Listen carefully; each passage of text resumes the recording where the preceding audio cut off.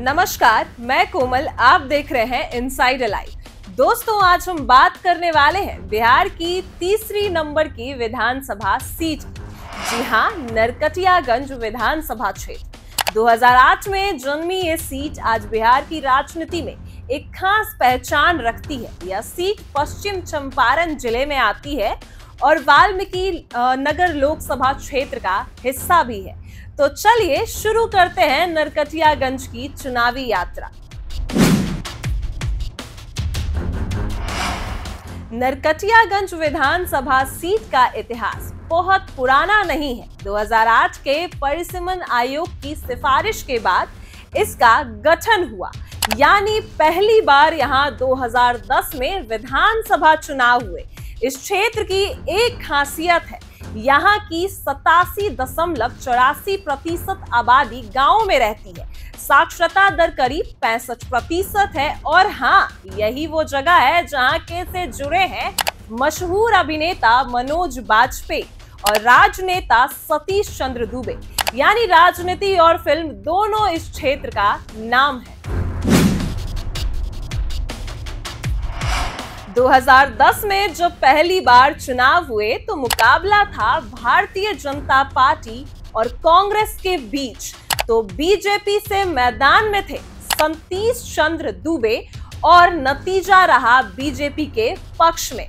सतीश चंद्र दुबे ने 45,022 वोट हासिल किए और कांग्रेस के आलोक प्रसाद वर्मा को 20,228 वोट से हराया।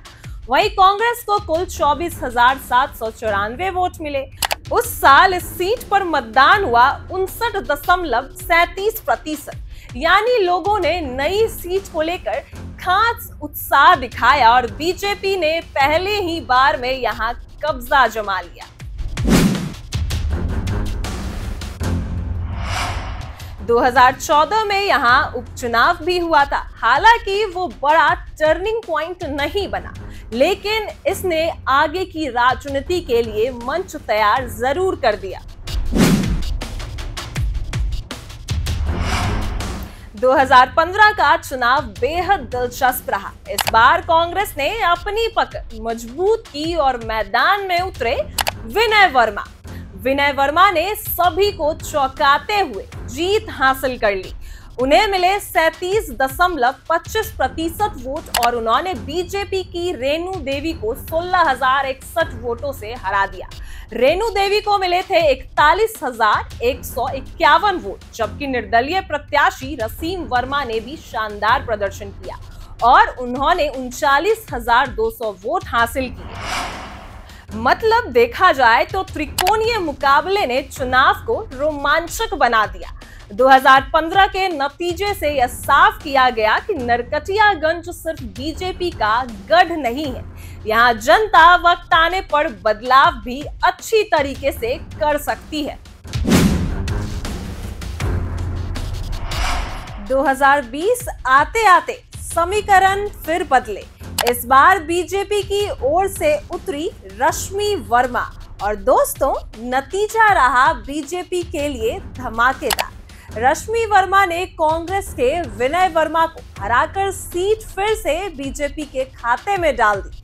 रश्मि वर्मा को मिले 75,484 वोट, यानी कुल 45.85%। वहीं कांग्रेस के विनय वर्मा को मिले 54,350 वोट, यानी 33.02%।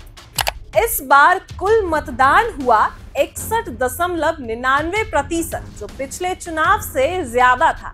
यानी जनता ने बढ़ चढ़कर हिस्सा लिया और रश्मि वर्मा की जीत भी सुनिश्चित कर दी। अब बात करते हैं नरकटियागंज के जातिगत समीकरण की। यहाँ की राजनीति पूरी तरह से जाति आधारित वोटों पर ही टिकी हुई है। सबसे बड़ी भूमिका निभाते हैं राजपूत, भूमियार और कुर्मी वोटर। इसके अलावा ब्राह्मण और यादव मतदाता भी बड़ी संख्या में है और ये भी हार जीत तय कर सकते हैं। यानी कोई भी उम्मीदवार तभी जीत सकता है जब वो इन जातियों को संतुलन अपने पक्ष में कर ले।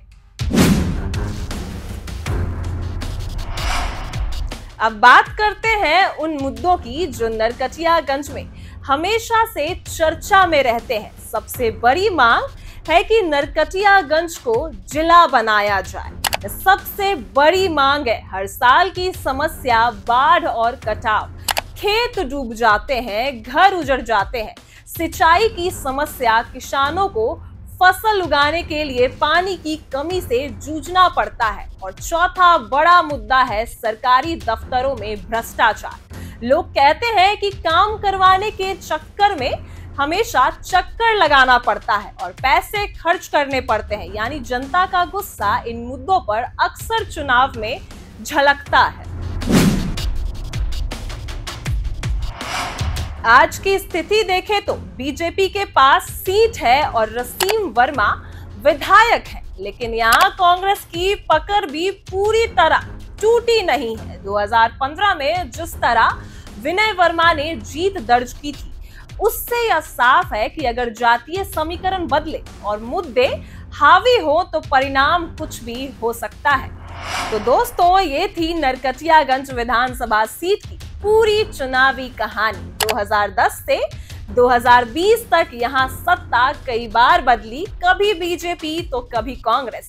आज सवाल यही है कि 2025 में जनता किसे चुनेगी? क्या बीजेपी अपना किला बचा पाएगी या कांग्रेस वापसी करेगी? आपको क्या लगता है? कमेंट में बताइएगा और वीडियो अच्छा लगे तो लाइक और शेयर करना मत भूलिएगा। तो आपने सुनी बिहार के पश्चिम चंपारण जिले की नरकटियागंज विधानसभा सीट की कहानी। अब बारी है जिले की एक और महत्वपूर्ण सीट बगहा विधानसभा की। यह सीट सिर्फ राजनीतिक रूप से ही नहीं बल्कि सामाजिक और सांस्कृतिक दृष्टिकोण से भी बहुत खास मानी जाती है, क्योंकि गंडक नदी और वाल्मीकि नगर टाइगर रिजर्व और इस क्षेत्र को अलग पहचान दिलाते हैं। यह इलाका खेत खलियान किसानी पर आधारित है और गन्ना उत्पादन के लिए पूरे प्रदेश में जाना जाता है। राजनीतिक तौर पर देखें तो बगहा विधानसभा सीट पर कभी कांग्रेस, कभी जनता दल यूनाइटेड और बीजेपी और जेडीयू का दबदबा रहा। यहाँ का वोटर जातीय समीकरणों के साथ साथ विकास के मुद्दों पर भी फैसला करता है। गन्ना किसानों की समस्याएं, सड़क और सिंचाई जैसी बुनियादी सुविधाएं, साथ ही शिक्षा और रोजगार हमेशा से चुनावी बहस के केंद्र में रहे।